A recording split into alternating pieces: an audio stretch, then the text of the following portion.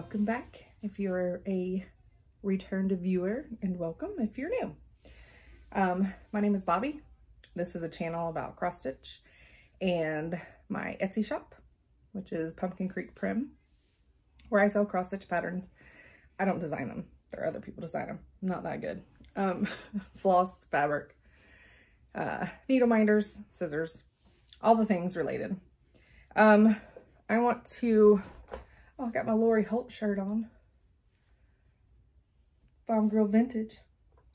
Hey, Ski. Ski's immediately come in here. All right. He has been, he's not real good at jumping yet, but yet he feels like he has to jump up on everything. And so, I'm surprised he hasn't broken his paw over the last couple days, or his face. Tried to jump on the counter and just hit it at his chin and fell down. And I was like, buddy. And then he just, I think he tried to jump. That's my husband. I think he was trying to jump on the windowsill and he missed it.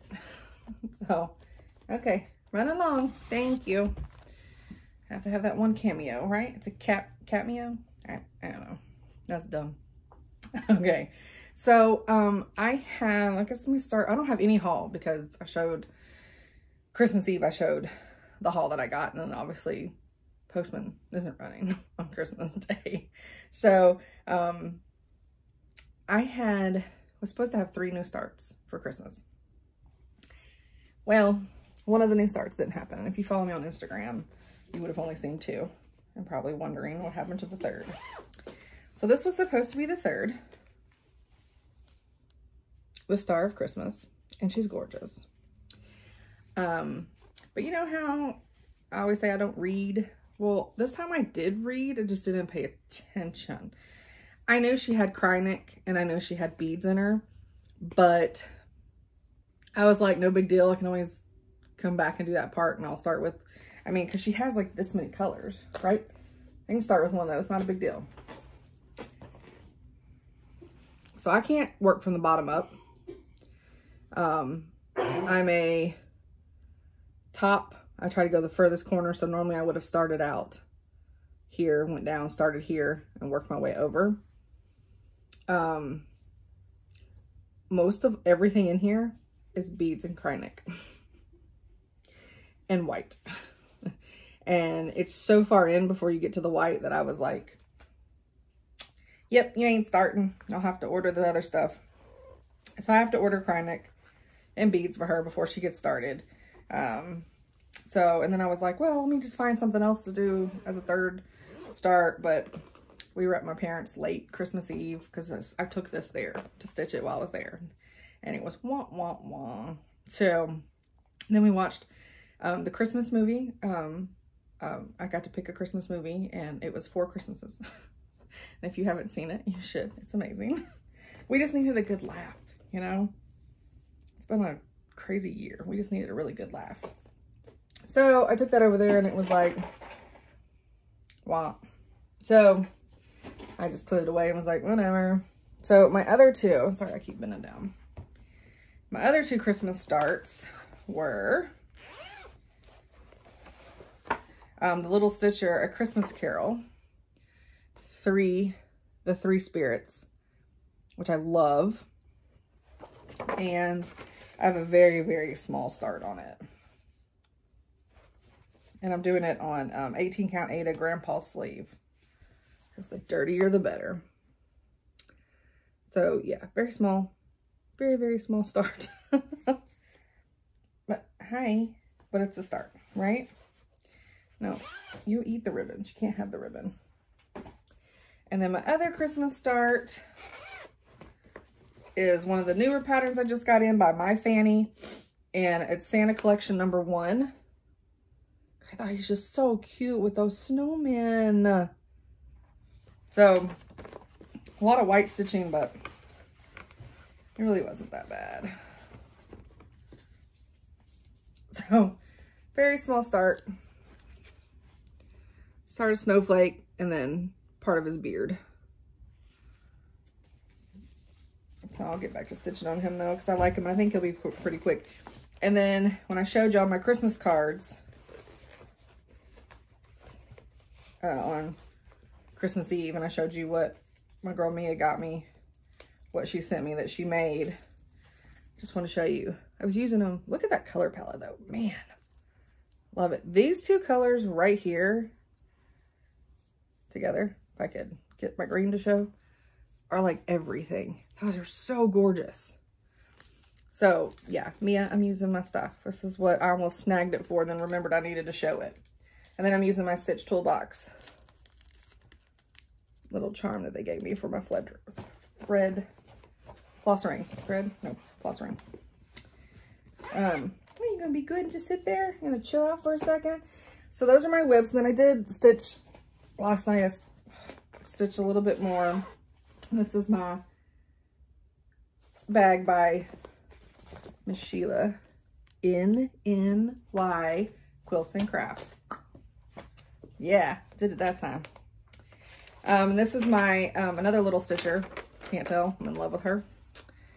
Elizabeth Bathory, which is amazing. The Bloody Countess. Maybe I need to do her next week, guys. Let me. Okay. Here, move your butts out the way. Nobody wants to see the butts. They just want to see the faces. So I just did a little bit more stitching. I just got some black in on her dress. And then she's got her matching needle minder, which is so funny. I bought that a year ago. And then to find out there's a pattern was amazing. But yeah, let's do her for Hot Mess Express story time next time.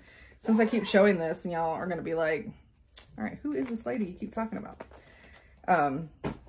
She's basically considered the first female serial killer. So there's that.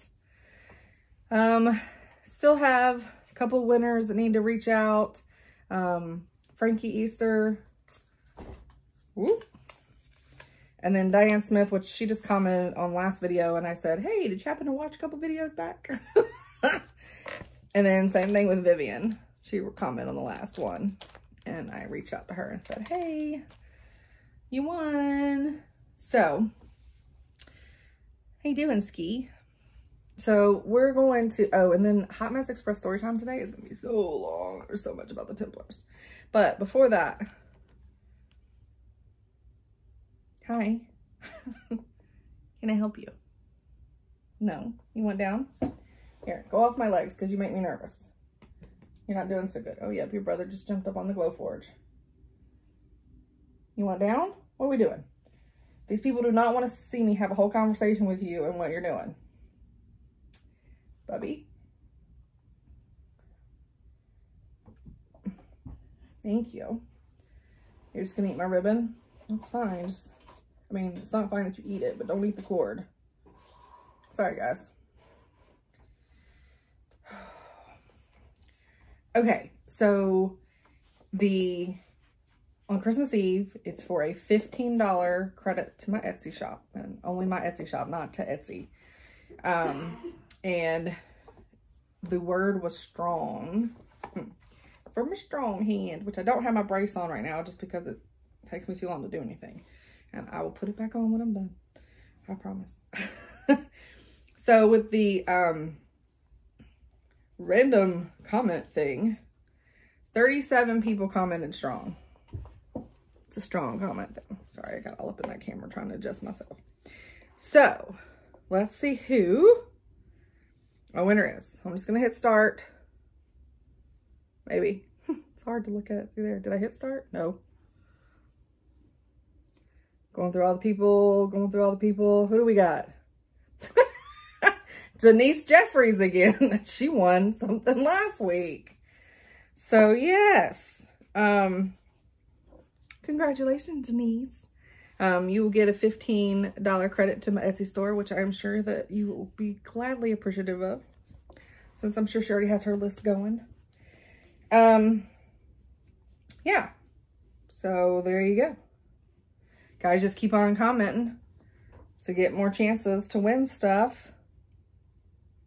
And I need to write that down, don't I? I mean, I'll remember it's Denise, but just in case something happens between now and then. And when she won last week she said she had never won anything off somebody's Flosstube before, and she got really excited and ran and told her husband. And so I thought that was cute. So now you need to run, scream, and go tell your husband again. And then y'all need to go to Vegas. You got 2 in a row. All right. So I am going to do this a little different because I normally do Hot Mess Express story time, and then I do shop haul, but let's do shop haul first, and then we'll come to the other. And then let me show you what we're going to be. Oh, I never said this is Flosstube number 20. Flosstube number 20.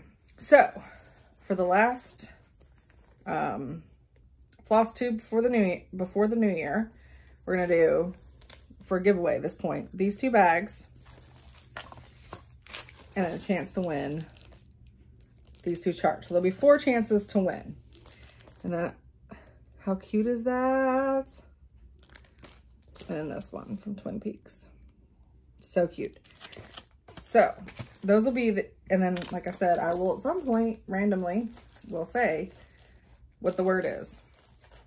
I know y'all hate that I do that. Oh, bougie drink today. Okay, so shop haul. I ended up, final count, I think there was 170 new items. Well, new listings. They're not necessarily brand new items. They're new to my shop though. So 170 items in my shop is what I did over this break. I think that was a sympathy cough for my husband. All right, so I got some scissors. And it says that this is a lioness, but I'm gonna tell you what. Is it gonna focus? No. Now I got a tickle. Focus. Focus. Anyways, it looks like a tiger to me, but supposedly it's a lion. I don't know what just happened. I'm trying to see if I got something else here.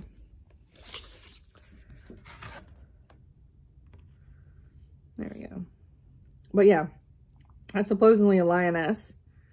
Just looks like a tiger because I feel like those are stripes up there. But so I got those scissors, and they're from the Bowen, I think that's how you say it, the scissor company. They call them Room of Wonders, Cabinet of Curiosities. And I thought this was just a cat, but they say it's a lynx. I mean, it looks like a cat. You know, wish it would focus a little better.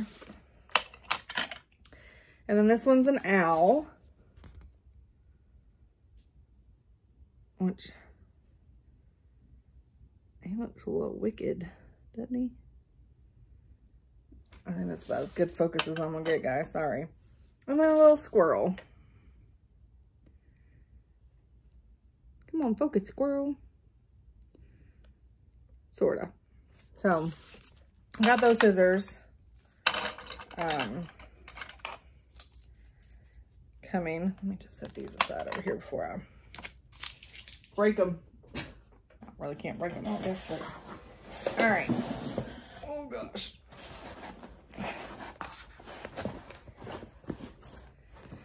All right, so then I got the hands-on design. This is definitely not new, but it's part of their chalk for the home. It's Rose Cottage.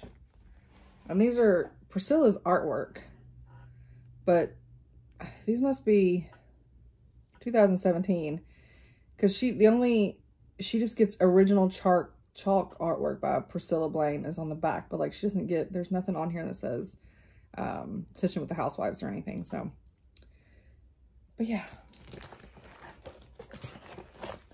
I got my box down here.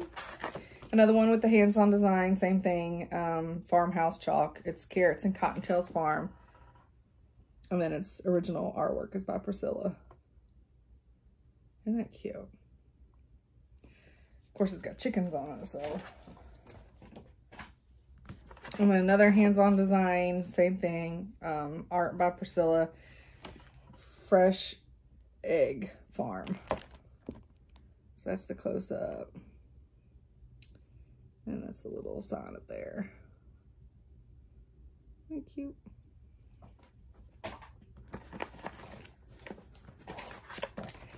And this is Star Spangled Swine Farm. Same thing, hands-on design, and then the artwork's by Priscilla.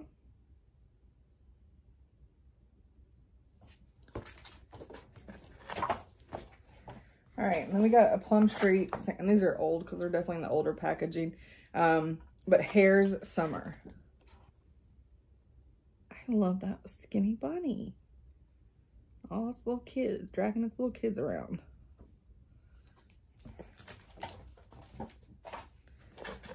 Hare Spring. It's so cute. So cute. And the shop will technically be open tomorrow morning. So, and these are already in it. So this is by From the Heart, and it's called Hannah Hetherington. It is so pretty. I wish I could get a little non-glare. Love it. Love it. I love it. It's in blue.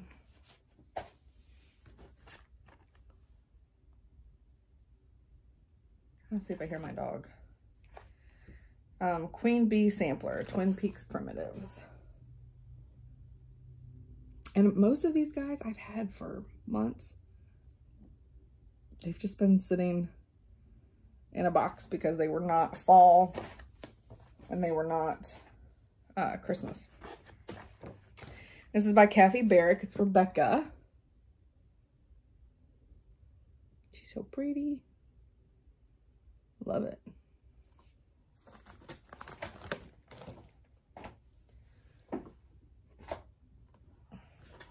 And this is Rodney by Kathy Barrick. He's so handsome. I like those. It's a lot of stitching on that bunny body though. Painted Wings by Kathy Barrick. Just got another one that's a butterfly collection. It's all blues that I have too. I think I still have some in stock. Another Kathy Barrick Exceedingly Fine Tea. I like her little shawl wrapped around.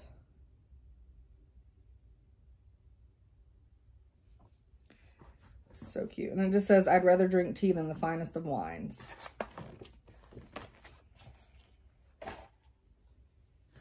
And then this is Caratal Samplings, Hopeful. Old farm.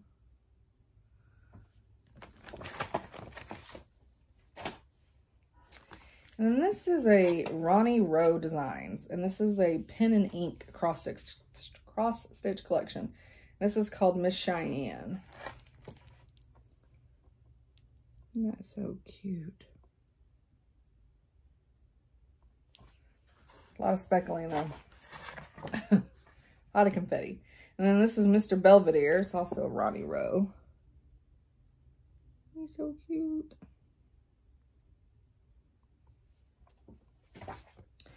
And then this one is Miss Zachary.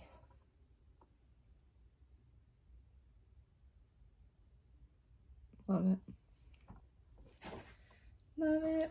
All right, and this is Joan Elliott Design. It's Ladybird Fairy. How pretty she is. I just love that red and yellow together. Who knew?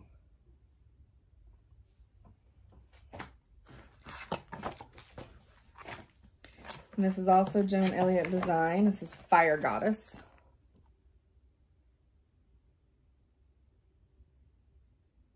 Love it. And this is Fairy of the Rain.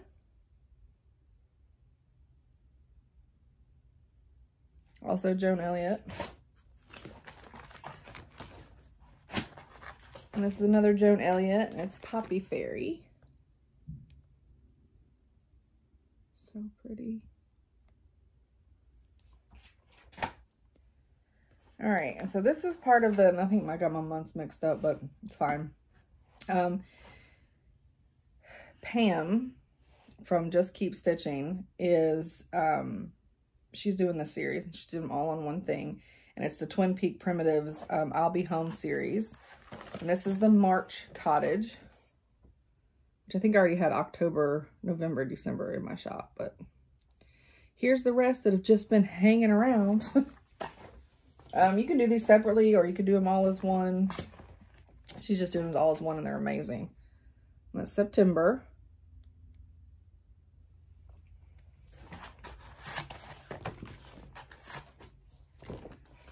February.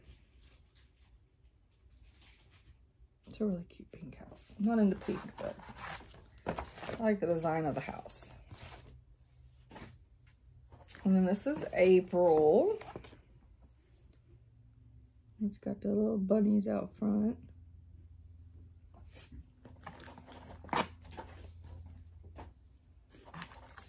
And this is May.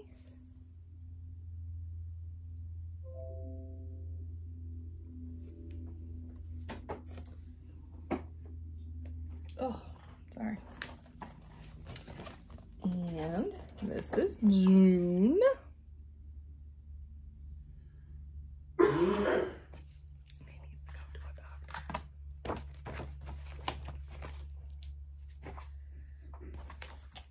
This is January. I love the snow on the roof in that one. And then this one is August.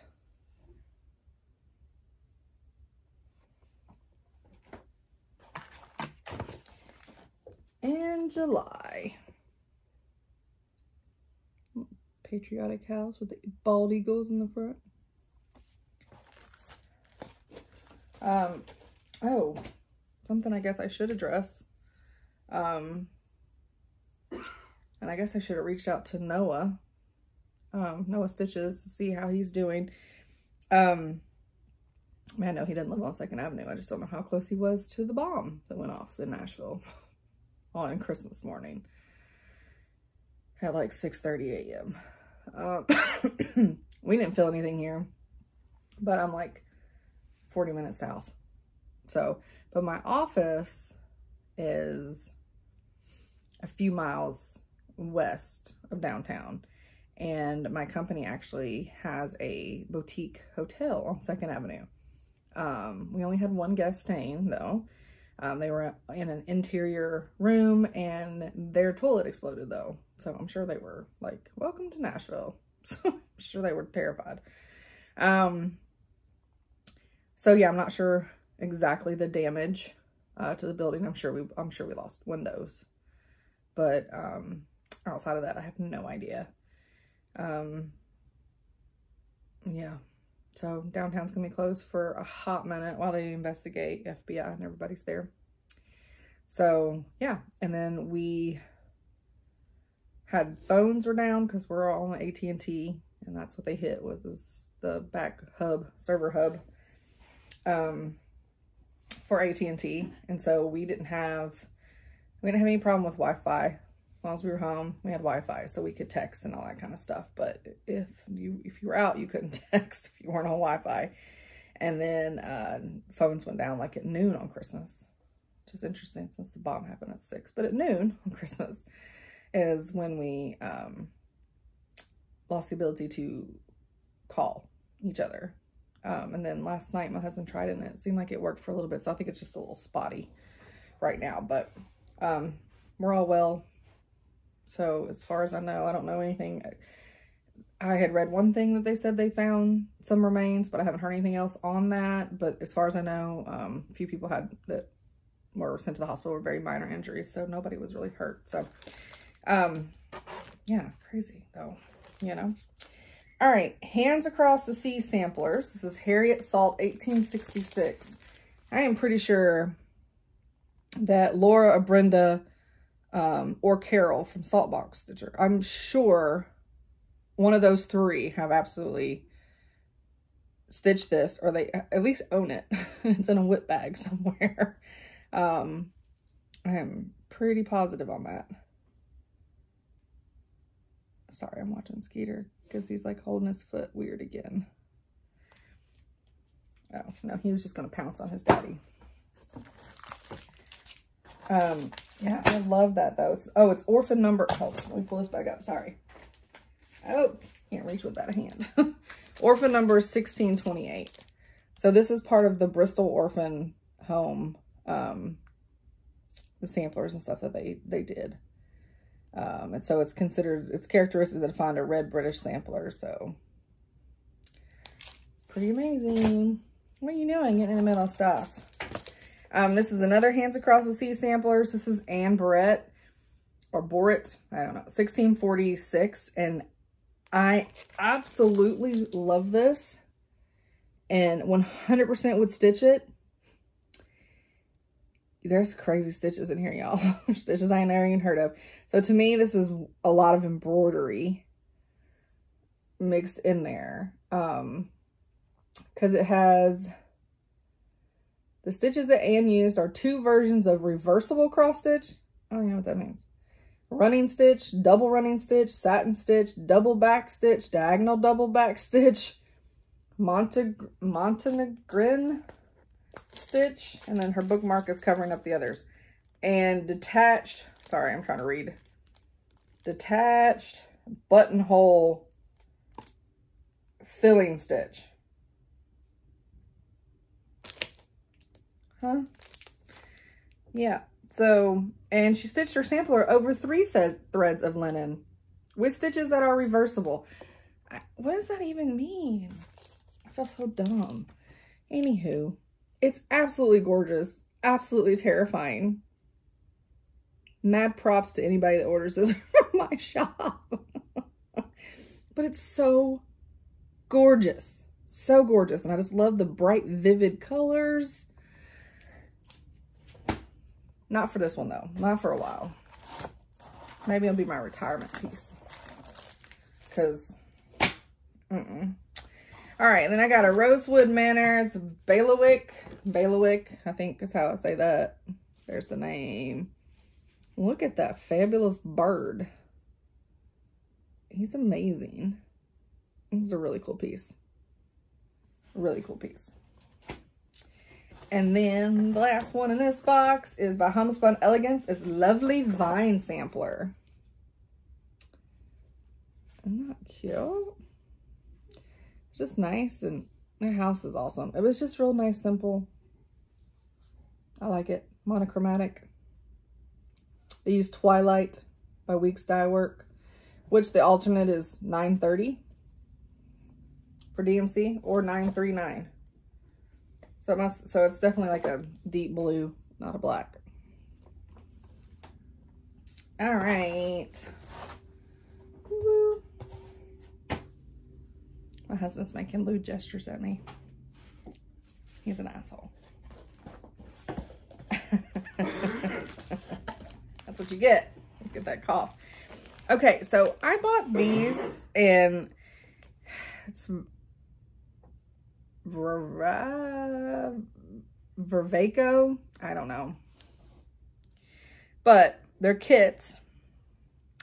They're absolutely stunning, but I had no idea how much I paid for these suckers. Yeah, you don't want to know how much I paid either. I promise you. When I was putting in the pricing, because like when I ordered them, I don't know how I didn't realize, but then when I was putting in the pricing for how much it is for you guys, I thought, Lord, that's expensive. And so I even looked on like 123 Stitch and all the other places I could find where you can actually find them, which I think was only, and you couldn't even find these, but you could find this type of kits on 123 Stitch. And you guys, these are some expensive kits. I was just surprised, but this is the Dragonfly, which is absolutely stunning. And it comes with all the floss and the Ada. I don't know if there's a needle in there because I haven't opened it and I can't tell. But I mean, most of us have a needle, right? Yeah, it just surprised me Because the beautiful butterflies that I showed last video or the video before, which I have in my shop, which are also kits, they're like 10 bucks. So just was a little shocked. And this is the beige beetle. Now, I had talked about these. One of my first couple of floss tubes. That's how long I've had these. Since probably like September. Because I think it would be amazing to do these and then stick actual pins in them and put them in a shadow box to where they look like they were for real. Yeah, it comes with all the flosses. So maybe one day I'll get to those. Hopefully they'll still have them where I bought them. And then of course if these don't sell, then they will become mine. And this is the blue beetle. They're just so detailed and gorgeous. Like, I mean, look at the little, even his little hairs on his little legs. Comes with all the floss.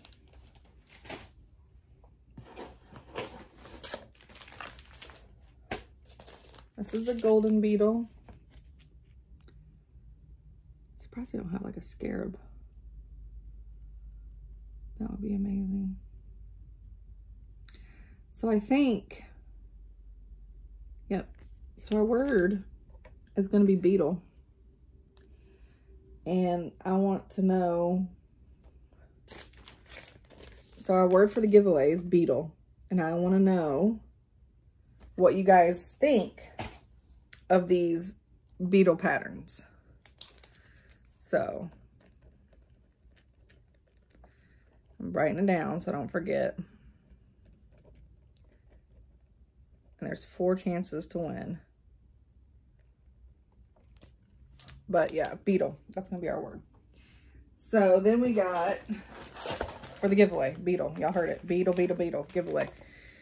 Don't put giveaway in the things. You know all the rules. You have to be 18. Because I gotta ship this to you. Can't be getting on Megan's list. Okay. So which one is this one? This one is the red beetle. I mean, they're just so beautiful and just detailed. I mean, I know they're icky insects, but they're just, I can appreciate the beauty in them. And then we have the orange butterfly. Look how gorgeous that is. And is it made, but they look 3D, don't they? Like, I could totally see if you put a pin in them, that they could look real. I would not put them on this white Ada if I were doing that box, unless well, I probably could do it and then do some of that antiquing on it. This is the white butterfly. And they're just so pretty. That's all the floss for that one.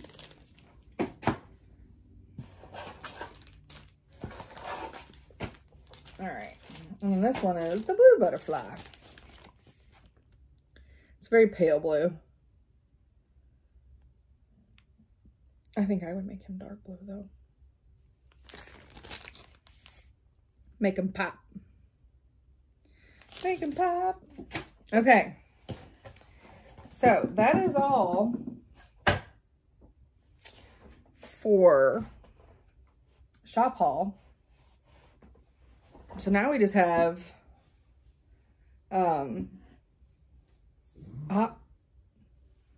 what's my husband? He just coughed. Like, I think he's got like bronchitis or something. Because it sounds like, I mean, it definitely doesn't, it's not, I don't think it's COVID or anything like that, but he has no fever. He doesn't feel bad. He just has this dry cough. So he's been trying to take Mucinex, and it's getting to be a little bit more of a productive cough. But he just coughed just a second ago, and I don't think y'all could hear it. But it literally sounded like somebody was trying to start up a pull lawnmower, and it didn't quite crank up the first pull. That's what that sounded like. Yeah. I don't know why I whisper when I talk about him, because he can't hear me. He's downstairs. Lord help me. Yeah. It is what it is.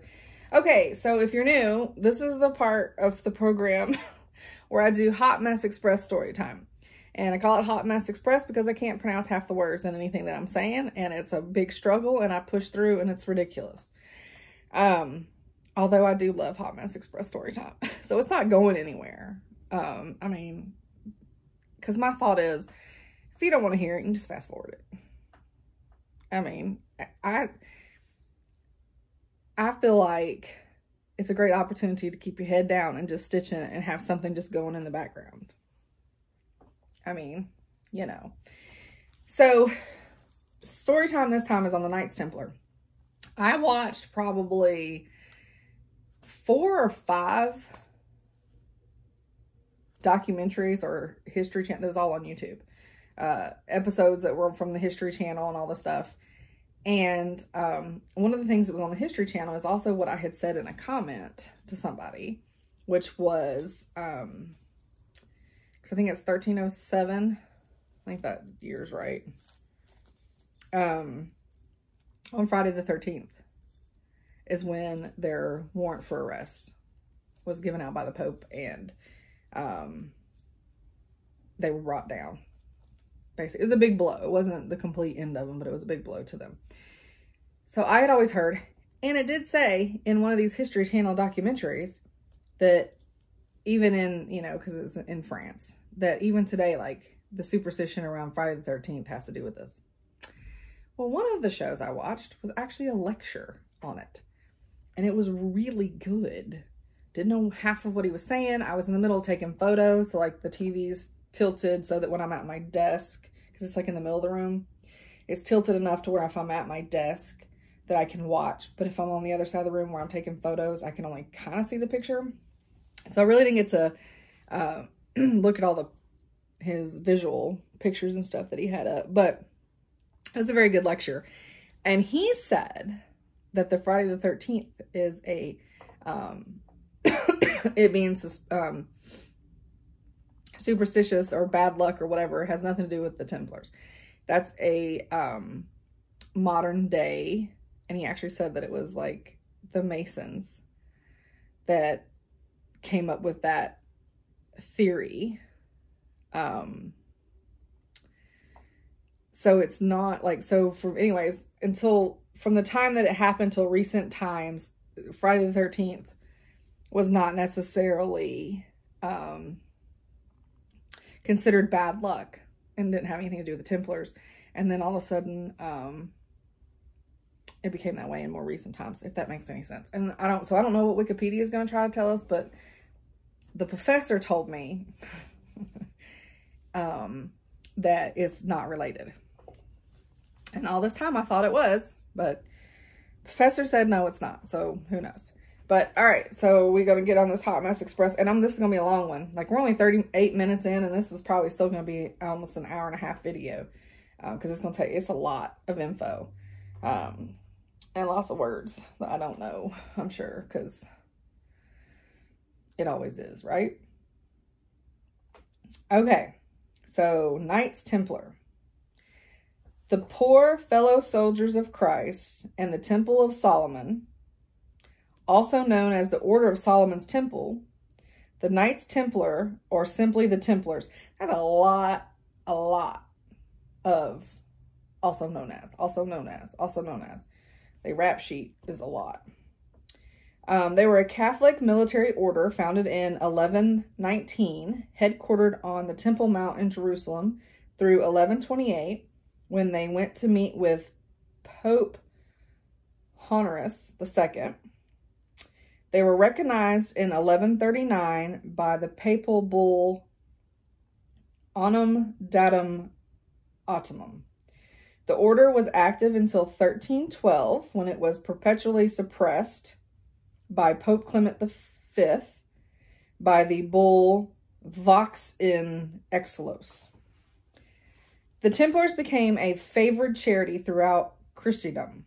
Now, I know what this word is, and you hear it a million times, but I was like, I need to know how to pronounce it, because I can pronounce it in my head. And then I kept joking, because it sounds like when the lady was saying how to pronounce it, that she was saying Christendom, which is what she's saying, but I kept telling my husband, I was like, down over there where Christendom is at. Christendom lived down the road. So that's how I know how to say it. So yeah. Templars became a favored charity throughout Christendom and grew rapidly in membership and power. They were prominent in Christian finance. Templar Knights, in their distinctive white mantles with a red cross, were amongst the most skilled fighting units of the Crusades. Non-combatant members of the order, who made up as much as 90% of their members, managed a large economic infrastructure throughout Christendom, developing innovative financial techniques that were an early form of banking, building its own network of nearly 1,000 commanderies and fortifications across Europe and the Holy Land, and arguably forming the world's first multinational corporation. So they basically did traveler's checks. When people would go on a pilgrimage to go to the Holy Land from Europe, you needed a lot of money to be able to do that. Well, that also puts you at risk for being robbed. So they would stop at the bank, so to speak, drop off their money, and they would get a secret word or some type of cipher, and that's what they carried with them. And then when they got to their next stop and they needed to withdraw some money, they could withdraw some of their money. Then they would get a new little thing saying what they had left, their balance. So, yeah, I mean, it's international banking system. It's amazing. And it's basically virtual banking. I mean, you drop it off here and you go there. It's amazing. All right. The Templars were closely tied to the Crusades. When the Holy Land was lost, support for the order faded. Rumors about the Templars' secret initiation ceremony created distrust, and King Philip IV of France, deeply in debt to the order, keep that in mind, took advantage of this distrust to destroy them and erase his debt. In 1307, he had many of the order's members in France arrested, tortured into giving false confessions, and burned at the stake. Pope Clement V disbanded the order in 1312 under pressure from King Philip. The abrupt reduction in power of a significant group in European society gave rise to speculation, legend, and legacy throughout the ages. The Military Order of Christ consider itself the successors of the former Knights Templar, as it was reconstituted in Portugal after the Templars were abolished on March 22nd, 1312. The Order of Christ was founded in 1319. With the protection of the Portuguese King Dinis, who refused to pursue and persecute the former knights, as had occurred in most of other sovereign states under the political influence of the Catholic Church, Dinis of Portugal revived the Templars of Tamar as the Order of Christ, largely for their aid during the reconquisition and the reconstruction of Portugal after the wars. Dinis negotiated with Clement's successor, John the 12th, John the 22nd, the recognition of the new order and its right to inherit the Templar assets and property. This was granted in Papal Bull Adi Ex Quibus on March 14th, 1319. All right, so now we're on to the history part of them. That was just kind of a brief overview. Now it's the history. So the rise. After the cats are going crazy out there. After the Franks in the First Crusade captured Jerusalem from Muslim conquerors in 1099, many Christians made pilgrimage to various sacred sites in the Holy Land. Although the city of Jerusalem was relatively secure under Christians' control, the quest of Altamir was not.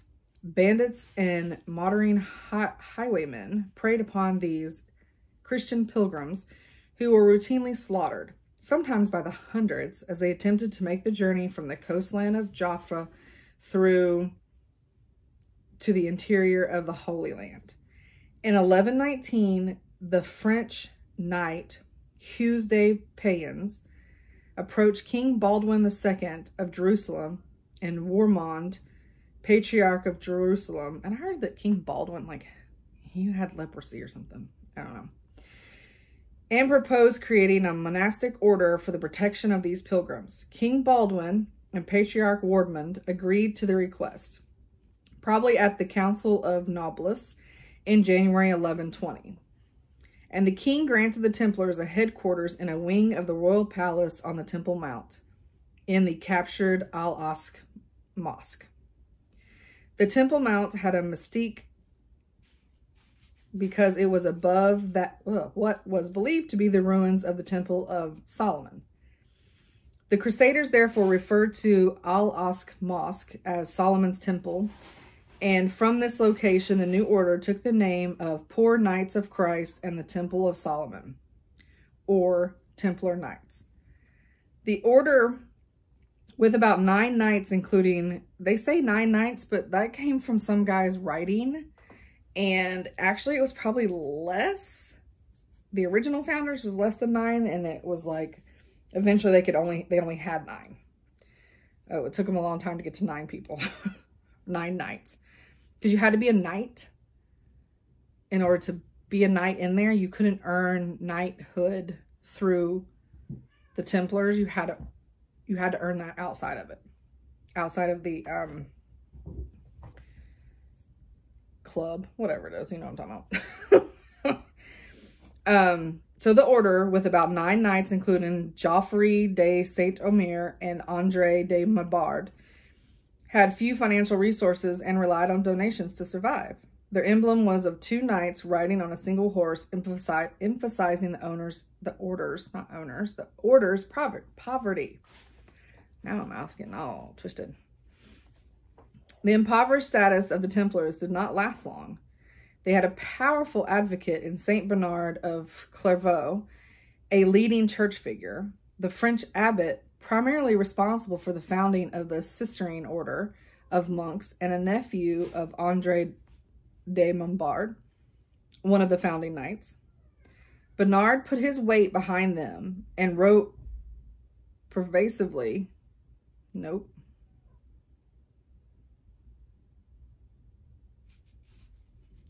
on their behalf in the letter, in praise of the new knighthood.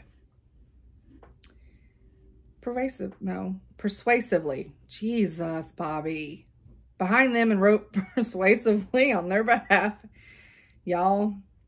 In the letter, in praise of the new knighthood. And in 1129, at the Council of Troyes, he led a group of leading churchmen to officially approve and endorse the order on behalf of the church. With this formal blessing, the Templars became a favored charity throughout Christendom.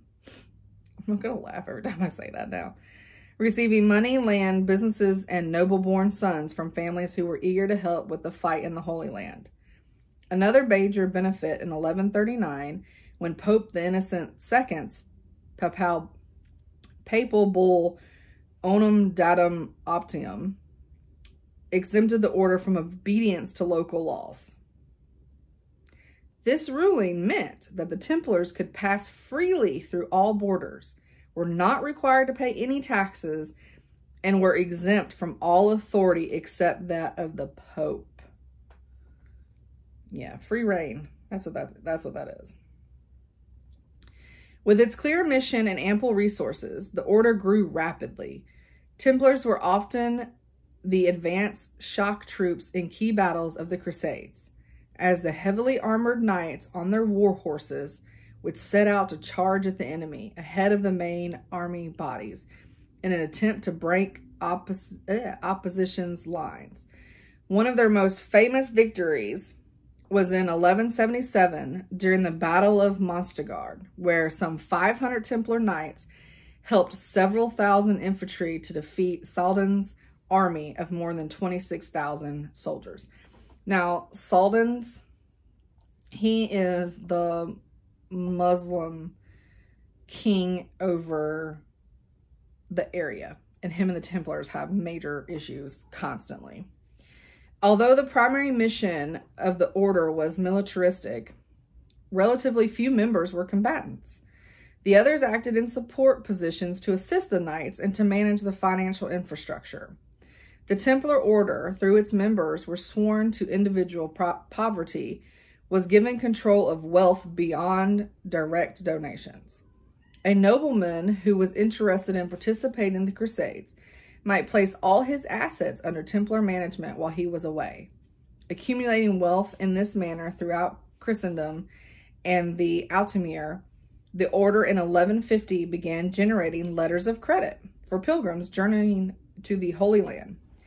Pilgrims deposited their valuables with the local Templar preceptory, is that right? Preceptory, before embarking, received a document indicating the value of their deposit, then used the document upon arrival in the Holy Land to retrieve their funds in an amount of treasure of equal value.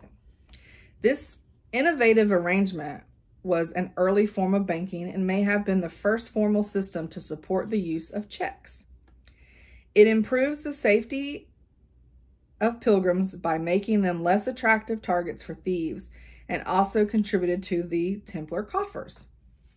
Based on this mix of donations and business dealings, the Templars established financial networks across the whole of Christendom. They acquired large tracts of land, both in Europe and the Middle East. They bought and managed farms and vineyards. They built massive stone cathedrals and castles. They were involved in manufacturing, import, and export. They had their own fleet of ships, and at one point, they even owned the entire island of Cyprus. The Order of the Knights Templar arguably qualifies as the world's first multinational corporation. Sounds like it. All right, the decline. In the mid-12th century, the tide began to turn in the Crusades. The Islamic world had become more united under effective leaders such as I just said his name a minute ago. Saladin. Dissension arose among Christian factions concerning the Holy Land. The Knights Templar were occasionally at odds with the two other Christian military orders, the Knights Hospitaller. It's so weird. It's like, I listen to what it sounds like, and it's like Hospitaller. And that doesn't even sound like a word, though. The Knights Hospitaller. And the Teutonic Knights. I know that worked right. And decades of feuds weakened Christian position, both politically and militarily. After the Templars were involved in several unsuccessful campaigns, including the pivotal Battle of Haydn, Jerusalem was recaptured by Muslim forces under Saladin in 1187. The Holy Roman Emperor Frederick II reclaimed the city for Christians in the Sixth Crusades of 1229, without Templar aid, but only held it for a little more than a decade. In 1244, the Abuban dynasty, together with Khwarizmi mercenaries, recaptured Jerusalem, and the city did not return to Western control until 1917, when, during World War I, the British captured it from the Ottoman Empire. Okay, here's how dumb I am. I thought the Ottoman Empire was like way older than World War I. Maybe it started forever ago.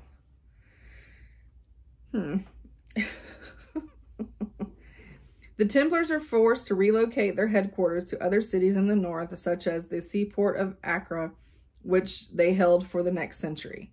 It was lost in 1291, followed by their last mainland strongholds, Tortosa, which is Tartus and what is now Syria, and Atlit in present-day Israel. Their headquarters then moved to Limassol on the island of Cyprus, and they also attempted to maintain a garrison on the tiny Arwad island just off the coast of Tortosa. In 300, there was some attempts to engage in coordinated military efforts with the Mongols via a new invasion force of Ardwad. In 1302 or 1303, however, the Templars lost the island to the Egyptian Mamluk Sultanate in the siege of Ardwa.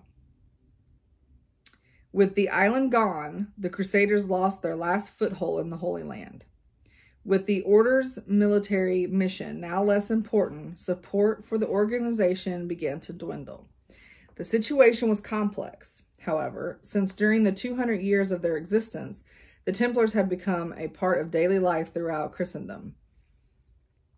The organization's Templar houses, hundreds of which were dotted throughout Europe and the Near East, gave them a widespread presence at the local level. The Templars still managed many businesses, and many Europeans had daily contact with the Templar network, such as by working at a Templar farm or vineyard, or using the order as a bank in which to store personal valuables. The order was still not subject to local government, making it everywhere a state within a state. Its standing army, though it no longer had a well-defined mission, could pass freely through all the borders. This situation heightened tensions with some European nobility, especially as the Templars were indicating an interest in founding their own Masonic state, such as the Teutonic Knights had done in Prussia, and the Knights Hospitaller were doing inroads. All right, arrest, charges, and dissolution.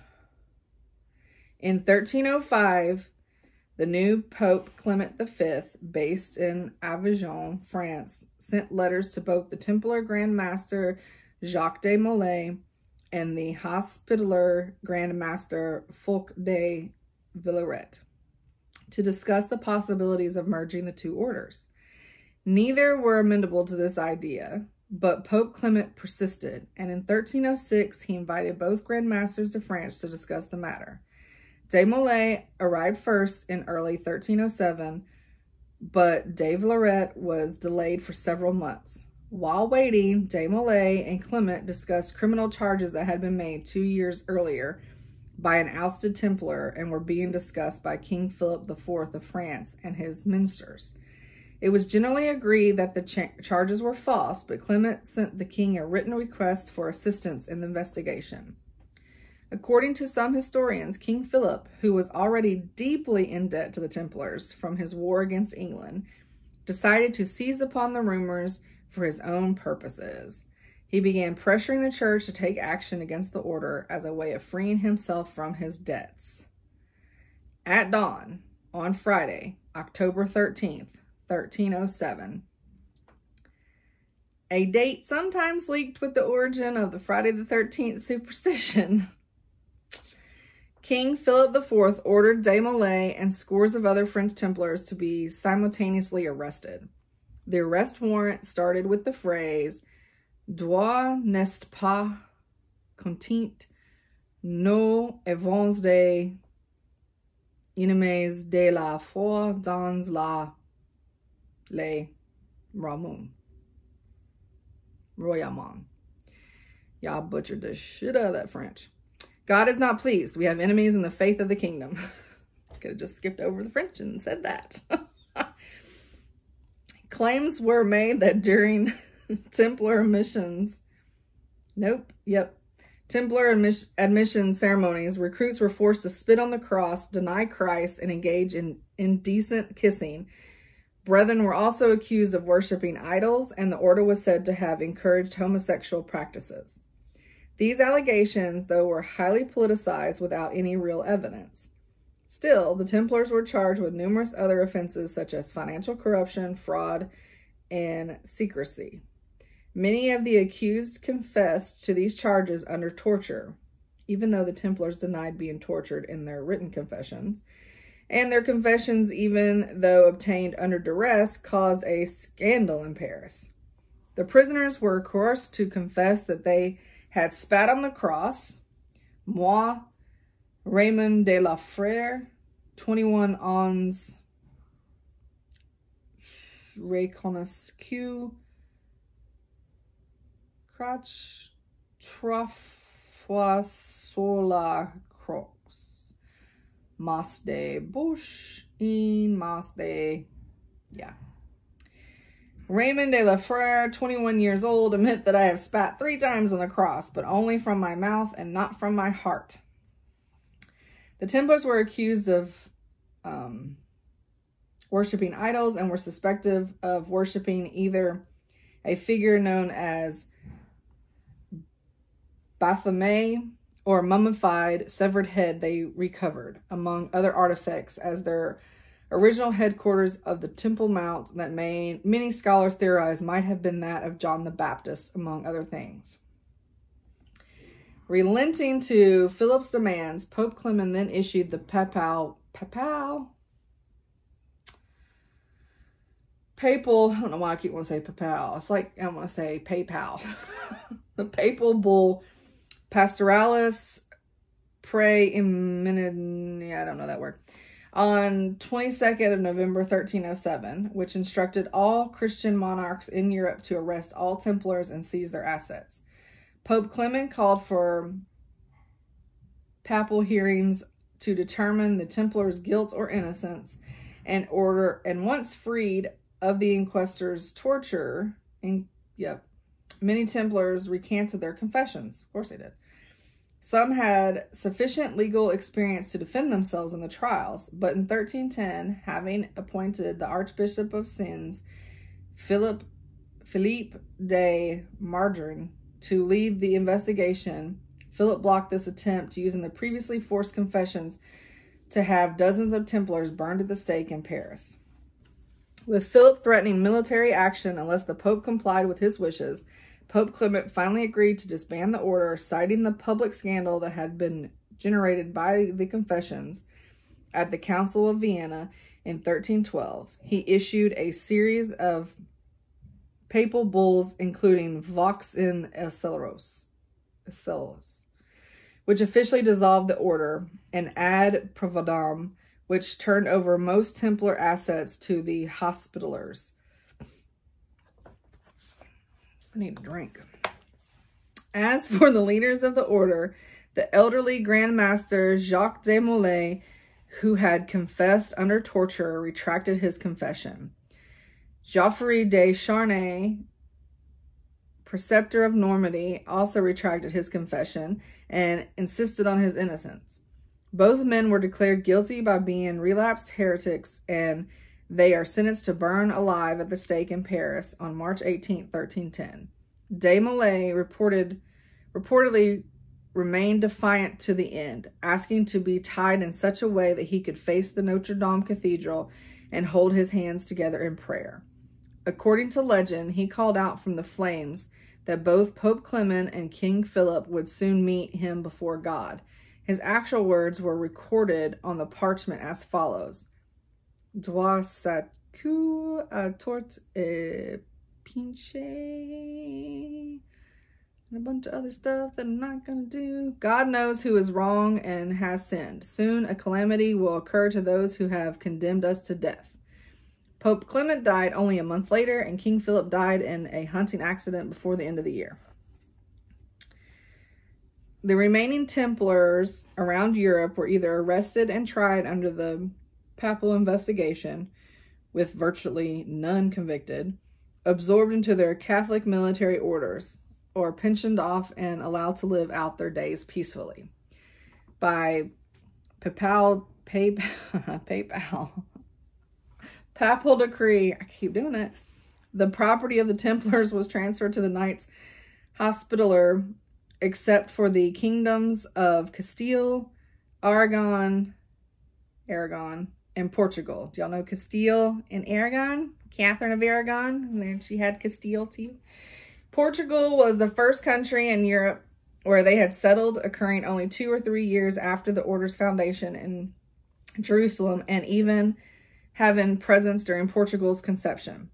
The Portuguese king, Denis the First, refused to pursue and persecute the former knights, as had occurred in all other sovereign states under the influence of the Catholic Church. Under his protection, Templar organizations simply changed their name from Knights Templar to the reconstituted Order of Christ, and also a parallel Supreme Order of Christ of the Holy See. Both are considered successors of the Knights Templar. All right, the Chinon parchment. In September 2001, a document known as the Chinon parchment, dated August 17 through 20, 1308, was discovered in the Vatican secret archives by Barbara Fraile, apparently after having been filed in the wrong place in 1628. Clerical error. It is a record of the trial of the Templars and shows that Clement absolved the Templars of all heresy in 1308 before formally disbanding the order in 1312, as did another Chinon parchment dated August 20th, 1308, addressed to Philip IV of France, also mentioning that all Templars that had confessed to heresy were restored to the sacraments and to the unity of the church. This other Chinon parchment has been well known to historians, having been published in Etienne, that's somebody's name, in 1693, and by Pierre Dupuy in 1751. The current position of the Roman Catholic Church is that the medieval persecution of the Knights Templar was unjust, that nothing was inherently wrong with the order or its rules, and that Pope Clement was pressed into his actions by the magnitude of the public scandal and by the dominating influence of King Philip IV, who was Clement's relative. Whew, guys. We had an hour. I still got more. Hope you're getting a lot of stitching done. Organization. The Templars were organized as a Masonic order similar to Bernard's Cistercian order, which was considered the first effective international organization in Europe. The organizational structure had a strong chain of authority. Each country with a major Templar presence, France, Anjou, Jerusalem, England, Aragon, which is Spain, Portugal, Italy, Tripoli, Antioch, Hungary, and Croatia, had a master of the order for the Templars in that region. All of them were subject to the Grand Master, appointed for life, who oversaw both the order's military efforts in the East and their financial holdings in the West. The Grand Master exercised his authority via the Visitors General for the order, who were knights specially appointed by the Grand Master and Convent of Jerusalem to visit the different provinces, correct malpractices, introduce new regulations, and resolve important disputes. The Visitors General had the power to remove knights from office and to suspend the master of the province concerned. Dang. No precise number exists, but it is estimated that at the order's peak there were between 15,000 and 20,000 Templars, of whom about a tenth were actually knights. Ranks within the order. 3 main ranks. There was a threefold division of the ranks of the Templars: the noble knights, the non-noble sergeants, and the chaplains. The Templars did not perform knighting ceremonies, so any knight wishing to become a Knights Templar had to be a knight already.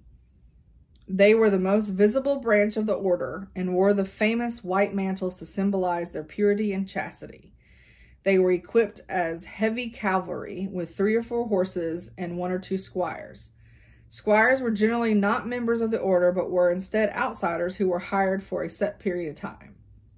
Beneath the knights in the order and drawn from non-noble families were the sergeants. They brought vital skills and trades from blacksmiths to builders, including administration of many of the order's European properties. In the Crusader states, they fought alongside the knights as light cavalry with a single horse. Several of the order's most senior positions were reserved for sergeants, including the post of commander of the Vault of Acre, who was the de facto admiral of the Templar fleet. The sergeants wore black or brown. From 1139, chaplains constituted a 3rd Templar class. They were ordained priests who cared for the Templar's spiritual needs.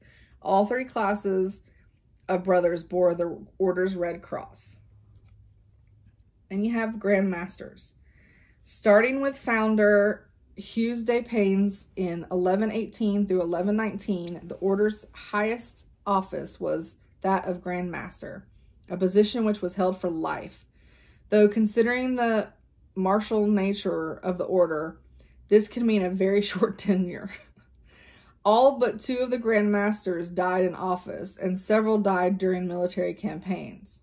For example, during the siege of Ascalon in 1153, Grand Master Bernard de Tremblay led a group of 40 Templars through to breach the city's wall. When the rest of the Crusaders' army did not follow, the Templars, including their Grand Master, were surrounded and beheaded.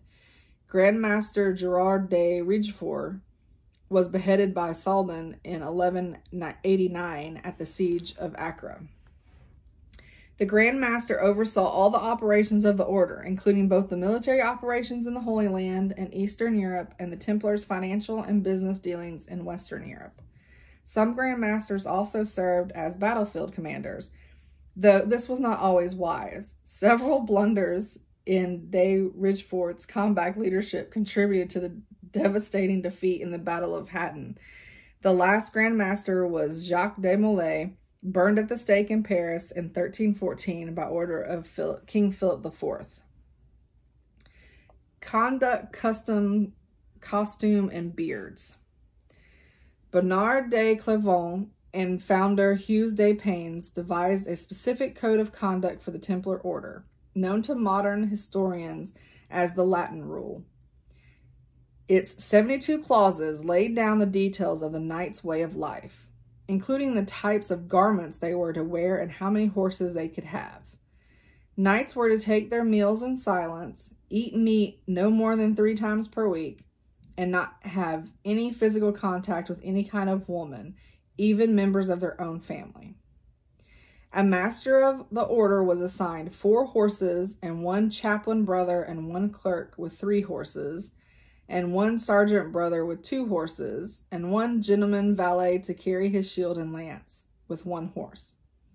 As the order grew, more guidelines were added, and the original list of 72 clauses was expanded to several hundred in its final form.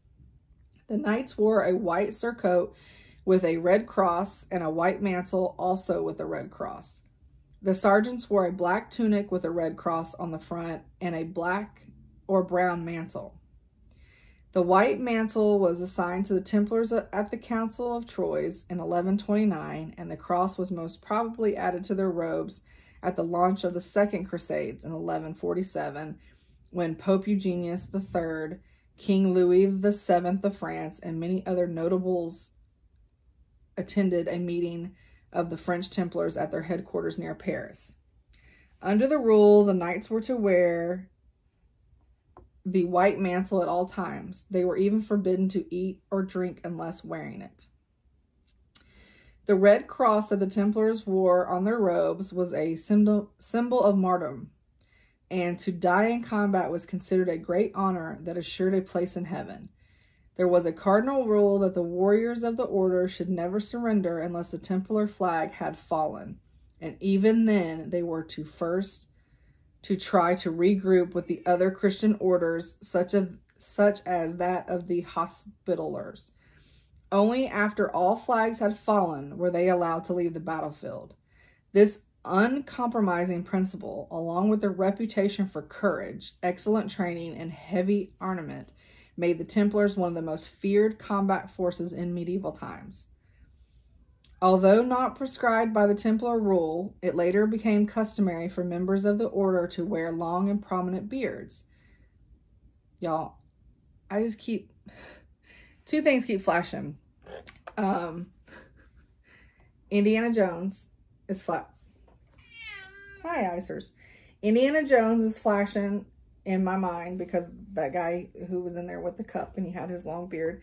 And the other thing is, I keep flashing in my head is shrubbery, and it's only a flesh wound. Just a flesh wound. It's just a flesh wound. That's what keeps flashing in my head. So sorry. Okay, where was I at now? Now that I'm lost with my flesh wound. Although not prescribed by the Templar rule, it later became customary for members of the order to wear long and prominent beards. That's where I was at. In about 1240, Alberic of Trosse-Fontaines described the Templars as an order of bearded brethren, while during the interrogations of the papal commissioners in Paris in 1310 through 1311, out of nearly 230 knights and brothers questioned. 76 are described as wearing a beard, in some cases specified as being in the style of the Templars. And 133 were said to have shaved off their beards, either in renunciation of the order or because they had hoped to escape detection. Initiation, known as reception into the order, was a profound commitment and involved a solemn ceremony. Outsiders were discouraged from attending the ceremony, which aroused the suspicions of medieval inquisitors during the later trials. New members had to willingly sign over all of their wealth and goods to the order and take vows of poverty, chastity, piety, and obedience. Most brothers joined for life, although some were allowed to join for a set period. Sometimes a married man was allowed to join if he had his wife's permission, but he was not allowed to wear the white mantle. Got my friend over here while I'm reading. Okay, legacy. With their military mission and extensive financial resources, the Knights Templar funded a large number of building projects around Europe and the Holy Land. Many of these structures are still standing. That's awesome. Many sites also maintain the name Temple because of centuries-old associations with the Templars. For example, some of the Templars' lands in London were later rented to lawyers, which led to the names of the Temple Bar, Gateway, and the Temple Underground Station. 2 of the 4 inns of the court, which may call members to act as barristers, are the Inner Temple and the Middle Temple. The entire area known as Temple London. Distinctive architectural elements of Templar buildings, including the use of the image of 2 knights on a single horse, representing the Knights' poverty, and round buildings designed to resemble the Church of the Holy Sepulchre in Jerusalem. Modern organization. The Knights Templar were dismantled in the rolls of the Catholic Church in 1309. With the suppression of the order, a number of Knight Templars joined the newly established Order of Christ, which effectively reabsorbed the Knights Templar and its properties in 1319, especially in Portugal. The story of the persecution and sudden dissolution of the secretive yet powerful medieval Templars has drawn many other groups to use alleged connections with them as a way of enhancing their own image and mystery. Apart from the Order of Christ, there is no clear historical connection between the Knights Templar and any other modern organization, the earliest of which emerged publicly in the 18th century.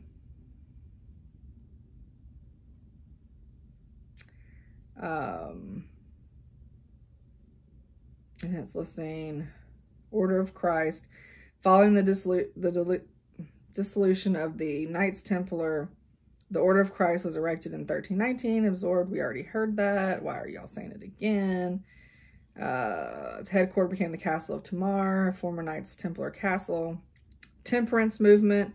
Many temperance organizations name themselves after the poor fellow soldiers of Christ and of the Temple of Solomon, citing the belief that the original Knights Templar drank sour milk, and also because they were fighting a great crusade against the terrible vice of alcohol. What? The largest of these, the International Order of Good Templars, grew throughout the world after being started in the 19th century and continues to advocate for the abstinence from alcohol and other drugs.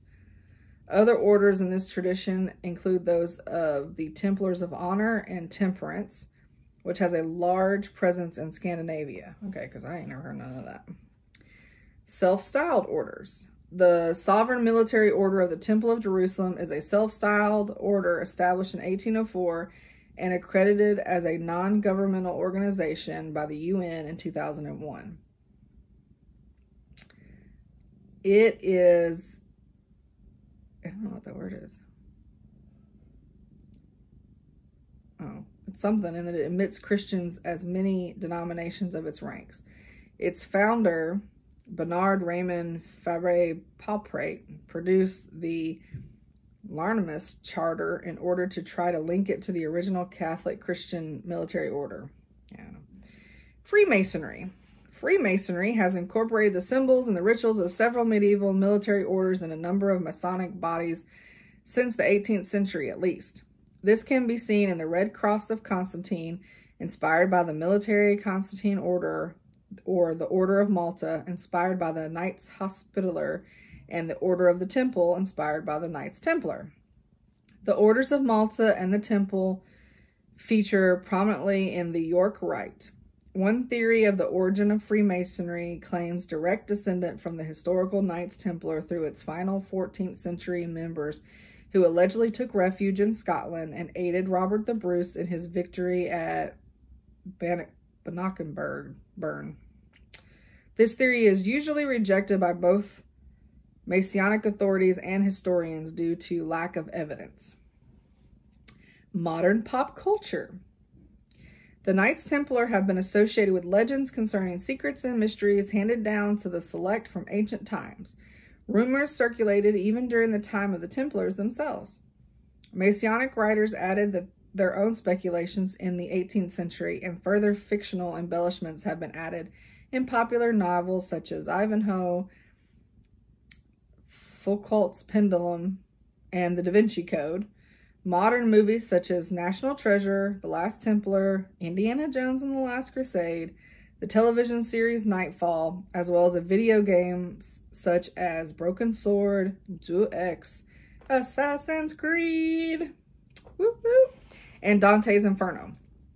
Beginning in the 1960s, there has been speculative popular publications surrounding the order's every occupation of the Temple Mount in Jerusalem, the speculation about the relics the Templars may have found there, such as the quest for the Holy Grail or of the Ark of the Covenant, or the historical accusation of idol worship, which was that Baphomet, transformed into the context of witchcraft. That's lovely. The association, back to witchcraft, man. The association of the Holy Grail with the Templars has precedence even in 12th century fiction. Wolfram von Eschenbach's Parzival calls the knights guarding the Grail kingdom Templism. I don't know. Apparently a conscious fictionalization of Templar. How did they not mention Monty Python? Can we just talk about that for a second? Whew, that was a lot, guys. Yeah, see? An hour and 22. That was a lot. Of course, there's so much more to it. And it was very interesting, though, I think, from that professor. Hey, baby. From that professor to have him say that the superstition does not come from the Templars for the Friday the 13th. That's more of a modern day creation that they try to link with that. You're shedding. No butt. So, that is going to conclude today. We already did our special word for the giveaway, and to remind everybody what that giveaway is, and also don't use that in your comments, but it's these two bags by Miss Sheila with NNY Quilts and Crafts. I got it right again. Give me this, baby. And then we got a Stitch Toolbox Christmas Treats pattern. And then a Twin Peaks Primitive Christmas Tree Farm pattern. So, that is what the giveaway is for next week. Yeah, guys, that is it. I'm going to wrap it up. Sorry y'all keep seeing cat butt. But wouldn't be one of my videos without it. That's for sure. Until next time, hope you guys all have a wonderful stitchy week, and I will see everyone later. Thanks. Bye.